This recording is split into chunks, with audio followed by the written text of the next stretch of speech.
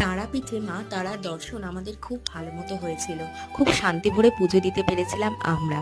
পরদিন সকালে আমরা সবাই চলে গেছিলাম শান্তিনিকেতনে। যে রিসর্টটায় উঠেছিলাম তারই প্রথম ঝলকটা তোমাদের দেখিয়ে দিলাম। আর রিসর্টের রেস্টুরেন্ট থেকে দুপুরের লাঞ্চে আমরা নিয়েছিলাম রাইস উইথ চিলি চিকেন।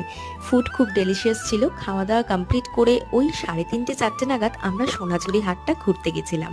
আমাদের রিসর্ট থেকে ওই হাটের ডিস্টেন্স ছিল মাত্র 1 মিনিটের। গিয়েই দেখলাম প্রচুর লোকজন এসছে বিভিন্ন প্রান্ত থেকে, আর কেনাকাটা চলছে। বাপি মাম্মামও কিন্তু তালে তাল মিলিয়ে কেনাকাটা শুরু করে দিয়েছিল। আর হাটে তো কিছু লাইভ পারফরমেন্স হয়, তোমরা তো জানোই, সেগুলোও দেখলাম, খুব এনজয় করলাম। তারপর রাত্রিবেলা দেখছি আমাদের রিসর্টটা খুব সুন্দর করে সাজিয়েছিল, ক্রিসমাস উপলক্ষে ওদের সাজানো কমপ্লিট।